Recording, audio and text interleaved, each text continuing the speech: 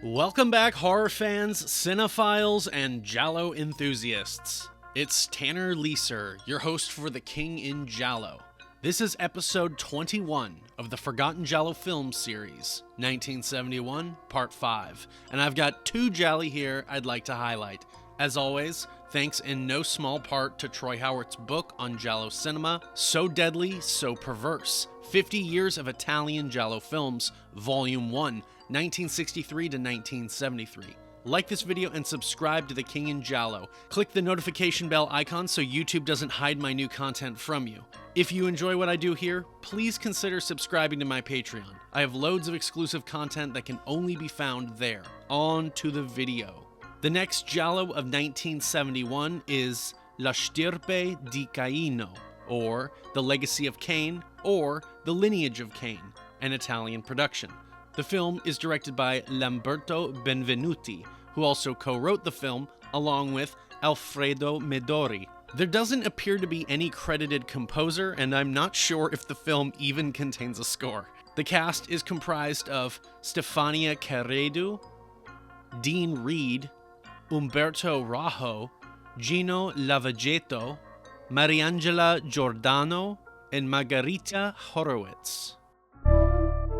The plot follows the greedy relatives of a young and rebellious heir to a fortune who spends most of his time lounging about on a yacht, and their plot to have the young man interred as a madman or even simply killed. As things unfold, the relatives are the ones who begin dying in the family villa, one by one. Meanwhile, out on the yacht, the disaffected youth rescues a beautiful girl from drowning whom he finds lost at sea, but will she ultimately lead to his downfall?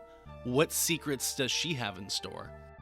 La stirpe di Caino was supposedly filmed back in 1969, but was unable to be released until they could secure funds, which was in late 1971. In terms of the validity of this film being a giallo, it is actually inconclusive because shortly after its release, the film kinda just vanished. To this day, it remains incredibly rare, with only, quote, photonovelization published by Cinesex, issue number 59 in 1972, end quote. And beyond this, there is little to no substantial material to read about on the film. Some sources will clarify that the film is closer to an erotic drama than to a giallo, which, if it was made in 1969, that actually checks out, because what the hell was a giallo in the 60s other than a loose term for a film which could be a blend of mystery and eroticism perhaps? All of the pre-Bird gialli are very unique in regards to the trademarked formula being unwritten. We are hopeful that a decent print of the film can be resurfaced so we can finally determine how giallo the film is. Perhaps Vinegar Syndrome could do the release? The film career of writer-director Lamberto Benvenuti seems rather short and unimpressive. He appears to be credited with a total of 4 films between 1966 and 1969, with this giallo being his final foray. Dean Reed leads the cast. The American actor began as a popular singer in the States before transitioning into European B-pictures. Some of his credits include The Blonde Connection, 1969, a film which stands just outside the fringes of being considered a giallo, as well as Adios Sabata, 1970, a bizarre spaghetti western starring Yul Brynner. In 1986, Reed died under what appears to be very mysterious circumstances, the verdict being ruled as a suicide, but others believing it to be a case of murder. The supporting cast in the film is made up of giallo veterans including Mariangela Giordano, who was in Giallo Avencia, 1979, Umberto Rajo from The Bird with the Crystal Plumage, 1970, and Margarita Horowitz, who was in Suspiria, 1977. Not technically a giallo. Although considered a rare entry in the giallo genre, La stirpe di Caino remains elusive, with few reviews and limited documentation. Its reputation is more for its scarcity and its dramatic conclusion than wide acclaim. The movie also featured unique shooting locations including Villa Siracusa and the coasts of Sorrento.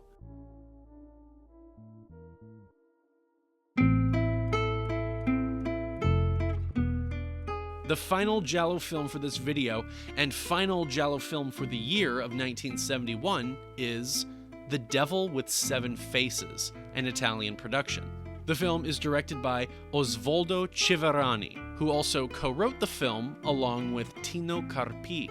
Music is composed by Stelvio Cipriani. The cast is comprised of Giallo icon Carol Baker as Julie Harrison and Mary Harrison. Gotta love it when someone is cast as two parts in a Giallo. Wonder if that will play into the plot at all. George Hilton as Tony Shane, Stephen Boyd as Dave Barton, Lucretia Love as Margaret, Luciano Pigozzi as Steve Hunter, and Franco Ressel as Inspector Rinker.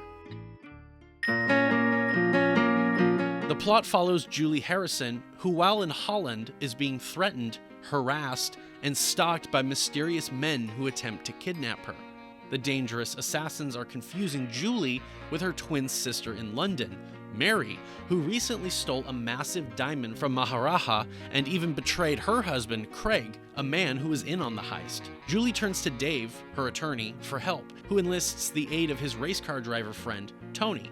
Tony rescues Julie from being kidnapped, leading to a simmering romance as the two hide out in the apartment of an old blind woman. The lady is murdered and the persistent killers continue to make demands of Julie, threatening her life next if she does not hand over the diamond. Can Julie convince these dangerous men that they have the wrong sister? The Devil with Seven Faces, while having a very promising setup, including a Giallo veteran-studded cast and music by Stelvio Cipriani, ultimately drops the ball. The story is not quite as thrilling as it reads, and the direction causes the film to stagger from scene to scene. Even the Dutch setting is not properly utilized in a way that adds any unique flavor. The film, in truth, is closer to a crime thriller than to a Giallo. The film's Deadpool is low, the mysteries are predictable, the scenes of action are butchered, particularly a car chase scene halfway through the movie which botches any chance of verisimilitude by overusing fast motion shots in questionable contexts which only reveal the technique as a parlor trick. One good standout scene involves Luciano Pigozzi menacing Carol Baker inside a windmill. The set piece contains the most competent usage of the local setting, but aside from this, the film is just bogged down by too much dialogue, minimal thrills, and even less suspense. The film lacks most of the stylish flair which we associate with even halfway decent Giallo films. Civerani would make the same mistake next year in his Giallo spoof, I tu gattoni a nove code, E Mezza ad Amsterdam, 1972, starring Franco and Ciccio. The approach to filming and framing is, by definition, mundane and conventional, lacking any artistry. There is one shot to mention which is interesting. During a scene with the killers, where we see Carol Baker's face being dunked into freezing water from a submerged vantage. Beyond this, Civerani likes to set up the shot and maybe slowly zoom into a spot and maybe zoom back out. The score by Stelvio Cipriani with vocals by Nora Orlandi is fine, not particularly among either's most memorable work, which is probably for the best.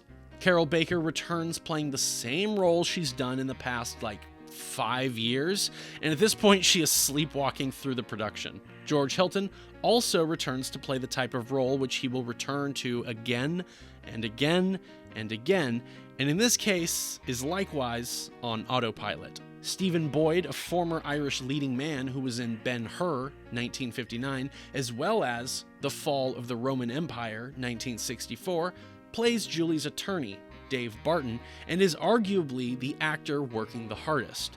Although his career was fading, Boyd was a classic professional actor who always brought an authenticity and enthusiasm to the role, no matter what. He would pass away in 1977 at the age of 49. Luciano Pigozzi appears to be eating up his role as a sadistic and gleeful killer. Franco Ressel, a prolific character actor, gets to sink his teeth into a meatier role than he's usually given. He was born in 1925 in Naples and began his acting career in the late 1950s. Despite being unbilled in many productions, Ressel has very distinctive features which makes him easily recognizable by audiences in Italian genre cinema. His most substantial early roles include The Assassin, 1961 by Elio Petri, sometimes cited as a proto-giallo, as well as Eric the Conqueror, 1961, by Mario Bava. He would work with Bava again for his proto-giallo, The Girl Who Knew Too Much, 1963, and again as a red herring in Blood and Blacklace, 1964. Other appearances include Challenge of the Gladiator, 1965, a Pipla, Snow Devils, 1967, a sci-fi, The Mercenary, 1968, a legendary spaghetti western film by Sergio Corbucci, and The Valachi Papers, 1972, a polizieschi. His giallo film credits include Cross Current, Oasis of Fear, both 1971, AAA Masu's Good Looking Offers Her Services, and Eye in the Labyrinth, both 1972. He passed away in 1985. While the film lacks a stylish production typical of the genre, critics have noted its convoluted plot and melodramatic elements, leading to mixed reception. The Jewel Heist storyline has been compared to Edgar Wallace's crime thrillers more than the murder-focused giallo films of the era. And perhaps unfortunately for this film, Luciano Ercole did a similar plot a month earlier. Some of the performances and the gorilla scene are highlights for genre fans, though many criticize the script's logical inconsistencies. The film has been released under alternate titles, including Bloody Mary and Nights of Terror in different markets. For fans of Giallo or Carol Baker's European period, The Devil with Seven Faces may offer an entertaining blend of thrills, albeit with its share of narrative flaws. And those are the Forgotten Giallo films for this episode. I hope you learned about something new here, and if you are interested in watching these movies, you can look them up online, although probably not the first one. If you do watch them or have already seen them, I invite you to leave your thoughts on them in the comments, especially where you found La Stirpe di Caino. Follow The King in Giallo on Instagram and give a like to The King in Giallo on Facebook. Subscribe here on YouTube if you aren't already, and join me every week for new Giallo film content. Join The King in Giallo on Patreon for exclusive content and to have your name in the ending banner. Upcoming content on The King in Giallo will be the best Giallo films of 1971 and recap. Thank you very much for your continued support, and thank you especially to my patrons who support my work directly. This is Tanner Leeser for The King in Giallo, and if nothing else, I'll see you next time.